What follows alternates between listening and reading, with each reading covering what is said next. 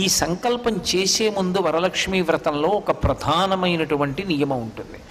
నన్ను మీరు సహృదయంతో అర్థం చేసుకోవలసి ఉంటుంది. ఒక శాస్త్రాన్ని మాట్లాడేటప్పుడు అందరికన్నా గొప్పవాడెవరు అంటే భర్త. సీతమ్మ తల్లి రామాయణంలో ఒక మాట అంటుంది, దీనోవా రాజ్యహీనోవా యోమీ భర్త సమీ గురు తం నిత్యమనురక్తాస్మి యథారూపాం సువర్చల అంటుంది. భర్త దీనుడు కానివ్వండి, రాజ్యహీనుడు కానివ్వండి, యోమే భర్త సమీ గురువు. గురువు అంటే గురువు అని కాదు దాని అర్థం. గురువు అంటే బరువు అని. విశిష్టమైనటువంటి వ్యక్తి, దైవం ఆయన. అటువంటి ఆయన యొక్క అనుమతిని తీసుకుని పీట మీద కూర్చోవాలి. ఎందుకంటే సాధారణంగా పెళ్ళైన తరువాత దంపతులుగా కూర్చుని చేస్తారు. ఆడవారు ఒక్కరూ కూర్చుని వ్రతం చేస్తున్నారు అంటే అలా కూర్చునే ముందు దానికి భర్త యొక్క అనుమతి ఉండాలి. ఆయనే కదండి అన్నీ తీసుకొచ్చారు, ఆయనే కదా వరలక్ష్మీ వ్రతం చేయించుకోమన్నారు, మళ్ళీ ఆయనకి నమస్కారం చేసి కూర్చోవడం ఏమిటండి అని అనుకోకూడదు. భర్తకి నమస్కారం చేసి భర్త చేత అక్షతలు వేయించుకుని కూర్చోవాలి. స్కాంద పురాణంలో దీనికి సంబంధించి ఒక విశేషాన్ని వివరించేటటువంటి ఒక ఉపాఖ్యానం ఉంది. ఒక మహారాజుకి 2 భార్యలు ఉండేవారు, పెద్ద భార్య, చిన్న భార్య. ఇందులో ఇద్దరూ కూడా భక్తి తత్పరత కలిగినటువంటి వాళ్ళు, ఎప్పుడూ భగవత్ సంబంధమైనటువంటి వ్రతములు చేస్తూ ఉండేవారు. పెద్ద భార్య ఏ వ్రతం చేసినా సరే ఆ వ్రతం చెయ్యడానికి పూర్వమే భర్తగారి పాదములకు నమస్కరించి ఆయన అనుమతిని పొంది అక్షతలు వేయించుకుని పీటల మీద కూర్చునేది. రెండవ ఆమె భర్తగారు చెప్తేనే కదా చేస్తున్నాం కాబట్టి ఆయనకి నమస్కరించకుండా కూర్చొని వ్రతం చేసేది. ఒకానొక సమయంలో హఠాత్తుగా ముగ్గురు ఏకకాలంలోనే శరీరం విడిచిపెట్టారు. ఒక ప్రత్యేక పరిస్థితిలో విడిచిపెడితే స్వర్గలోకం నుంచి వచ్చినటువంటి విమానం పెద్ద భార్యని మహారాజుని ఎక్కించుకుని వెళ్ళిపోతోంది. చిన్న భార్యని నరకానికి తీసుకెడుతున్నారు. ఆవిడ గోలు పెడుతూ ఆవిడంది, ఆవిడ ఎన్ని నోములు నోచిందో, ఎన్ని వ్రతాలు చేసిందో అన్నీ నేను చేశాను, నన్ను ఎందుకు నరకానికి తీసుకెడుతున్నారని అడిగింది.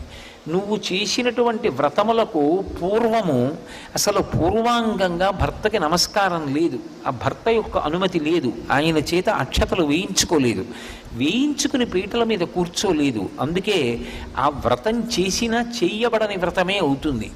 భర్త యొక్క అనుమతి అంత అవసరం. అలా ఉంటుందా అని మీరు అనుకోకండి.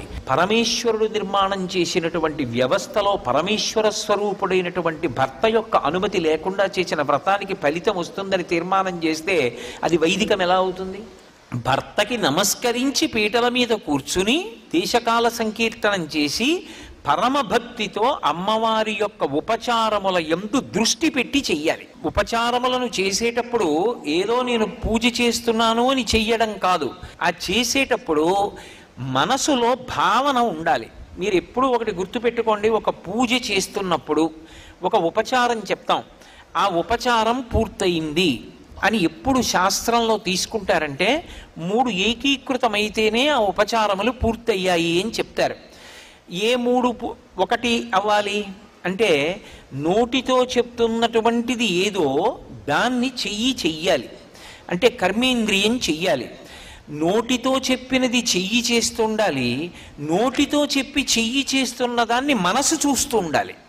ఈ 3 ఏకీకృతమయ్యాయనుకోండి అప్పుడు వ్రతం చేస్తున్నాడు అని చెప్తారు.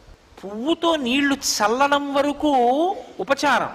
దర్శనం నిజంగా దిగ్గస్థిభిక్కనక కుంభముఖావ సృష్ట స్వర్వాహిని విమలచారు జలప్లుతాంగీం ప్రాతర్నమామి జగతాం జననీమశేష లోకాధినాథ గృహిణీం అమృతాబ్ధిపుత్రీం అని ఆ తల్లిని అలా చూసి తడిసిపోయి ఎర్రటి కాళ్ళు, తెల్లటి గోళ్ళు, తడిసి కరిగి కిందకి కారిపోతున్నటువంటి పారాణి కనపడుతుంటే ఒక్కసారి వంగి అమ్మవారి పాదముల దగ్గర తలపెట్టి నమస్కారం చేశారనుకోండి, ఇప్పుడు ఆ తడి మీ నుదిటికి అందుకుని ఆ పారాణి కరిగి మీ నుదిటికి అంటుకుంటే మీరు పూజ చేద్దామని పైకి లేచిన తర్వాత వెంటనే తర్వాత ఉపచారం జ్ఞాపకానికి వస్తుందా?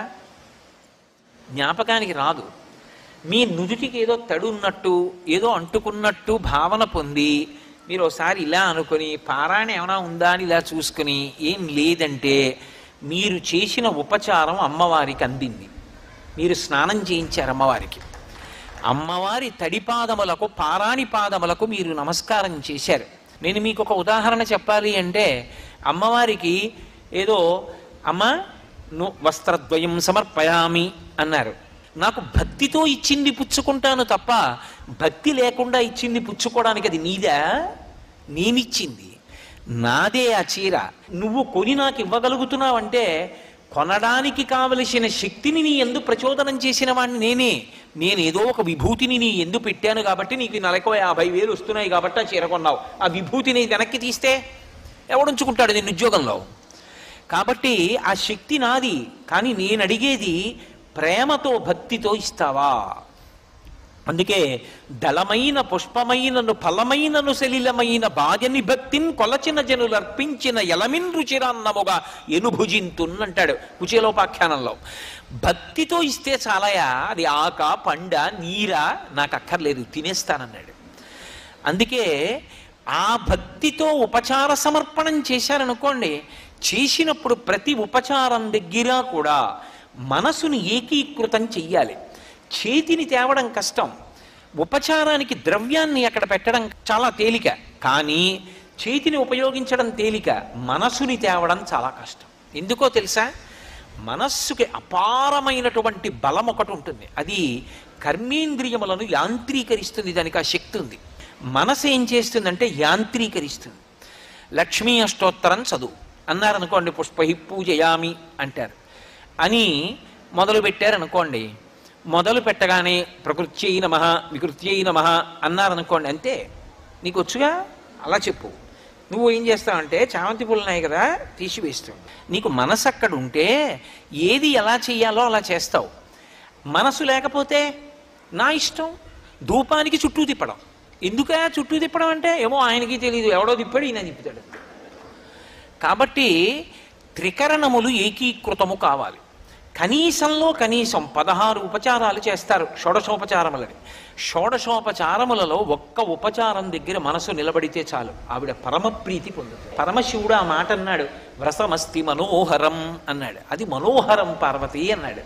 నిజంగా వరలక్ష్మీ వ్రతం చేసుకోవాలని తాపత్రయం ఉంటే ఆ రోజు పొద్దున్న చేసేస్తాను అనకు. 4 రోజుల ముందు చదువు. అసలు ఏమేం కావాలి? దీపం, ఒత్తులు, ఆవు నెయ్యి లేదా నువ్వుల నూనె రాయి, ఓ అగ్గిపెట్టి, అగరవత్తులు వెలిగించడానికి పెట్టుకోవడానికి ఏదో ఒక పరికరం, నీరాజన పరికరం, నైవేద్యం అన్ని టిక్కు పెట్టుకో. మీరు ఒక్క మాట జ్ఞాపకం పెట్టుకోండి, పూజ అన్న మాటకు అర్థం ఏమిటో తెలుసా? మీరు పీటల మీద కూర్చున్న తర్వాత పూజ ప్రారంభం కాదు.